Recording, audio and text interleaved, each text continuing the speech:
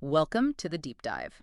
Today, we're diving into a really interesting collection of sources, basically, a snapshot of trending posts from X, the platform, all from June 11th, 2025. Yeah, and we're not just scrolling here. The idea is to really unpack these posts, get into the context, find the insights, and figure out what was actually making noise online that day. And it's quite a mix, isn't it? We've got everything from, cutting-edge AI applications and global politics. All the way to big movie releases and even just simple moments of people connecting. It really covers the gamut. Definitely. So let's jump right in. Let's do it. Okay, first up, this really fun kind of imaginative tech idea from @typesfast. They posted about using ChatGPT voice mode with AirPods while riding a Lime bike around Linden. I saw that one. And just asking the AI about the history of buildings as you pass them. How cool is that?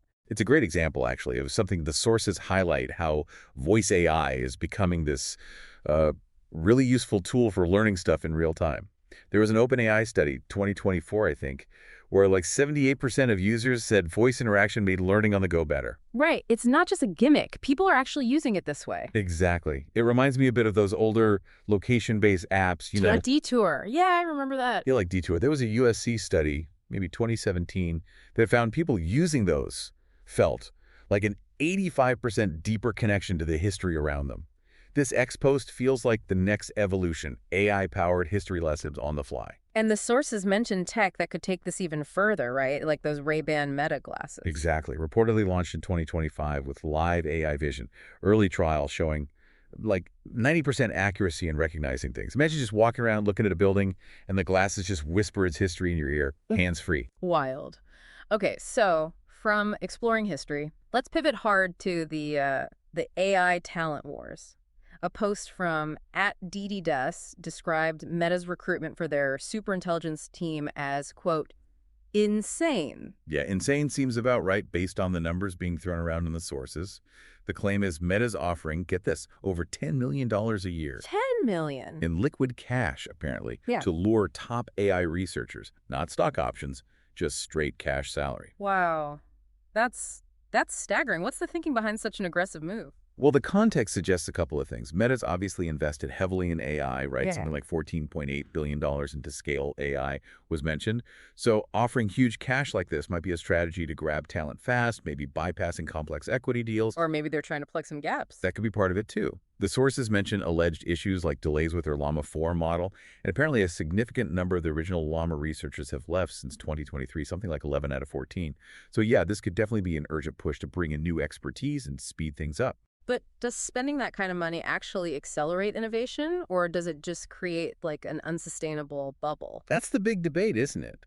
The sources reference research, like from Major Machine Intelligence in 2023, suggesting these talent wars can push progress faster. Yeah. But the risk of just inflating costs to unsustainable levels is definitely real. It's a high-stakes gamble for Meta, betting those breakthroughs will justify the cost. Okay, switching gears to another tech giant. We saw posts from both at Tesla and at Elon Musk about Tesla batteries. At Tesla's post claimed you basically never need to replace the main battery, and if you do, warranty covers it. And interestingly, some data in the sources seems to back that up, at least partially.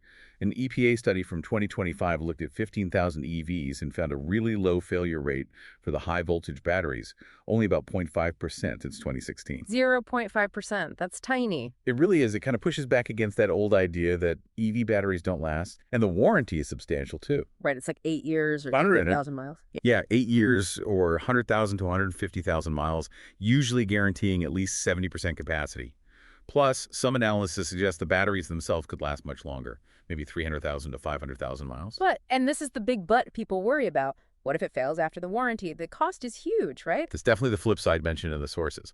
Out-of-warranty replacements are reportedly in the $10,000 to $20,000 range. Ouch. So, there's an argument that maybe offering better extended coverage could help with consumer confidence, even if the batteries are mostly recyclable, like 95%. And then Elon Musk chimed in with his own post, claiming Tesla has, by far, the most advanced real-world AI. No one else is even close. Yeah. Classic bold statement there. Yeah. And the context provided immediately links that to the whole ongoing discussion around Tesla's full self-driving, or FSD.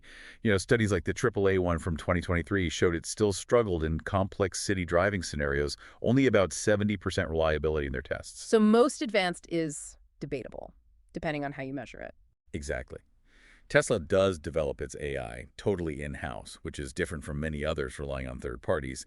And their big advantage is definitely those over-the-air updates, constant improvement based on real driving data. But the timing was interesting, too. Yeah, the sources pointed out this post came reportedly right around the time Musk was dealing with stress from that dispute with Donald Trump. So, maybe these strong tech claims also serve a strategic purpose, Yeah. shifting focus, rallying support, that kind of thing. Makes sense. Okay, let's move from tech battles to political and trade tensions. There was a whole cluster of posts reacting to U.S. China developments from accounts like at J.D. Vance, at Gunther Eagleman, at Catered 2. Right, a lot happened on June 11th on that front. First, there was a big federal appeals court ruling. It basically reversed an earlier decision and upheld the legality of Trump's reciprocal tariffs. That's a significant move in the whole legal back and forth over tariff authority. And then on the same day, President Trump announced some kind of preliminary trade deal with China. What were the details people were reacting to? So, based on the posts and context, the key reported terms were pretty dramatic. A 55% U.S. tariff on Chinese imports. 55%. Wow. Yeah, and a 10% tariff on U.S. exports going to China. Okay, so predictably, reactions were probably all over the place. But what's the crucial context we need here? Well, first, big thing. It's described as preliminary, needs final agreement, ratification, all that. It also came after a truce in May 2025 that had actually lowered tariffs, so this looks like a swing back towards higher barriers. There are specific components mentioned, like rare earths. Exactly. A key part reported was China agreeing to supply rare earth elements and magnets up front. These are super important for U.S. industries, like EVs and defense, especially since China had put export restrictions on them back in April 2025.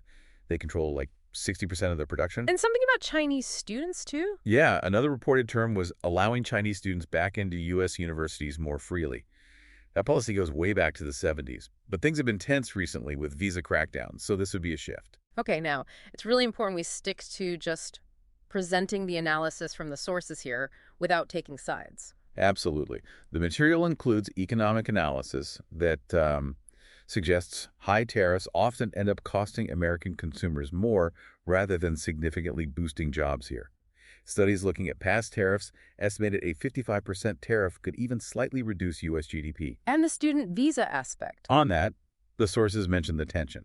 Concerns about potential espionage, citing some FBI reports, versus the argument that, most students are just here for education, middle class, not political actors, as some of the reporting suggests.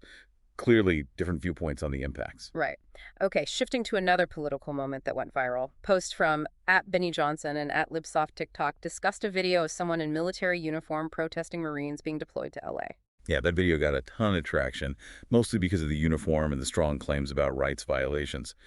But the crucial piece of context, according to the sources citing the Pentagon, is that the person involved was actually discharged from the Texas National Guard 5 years earlier, June 2020. And wearing the uniform in that context is a big deal, legally. It is.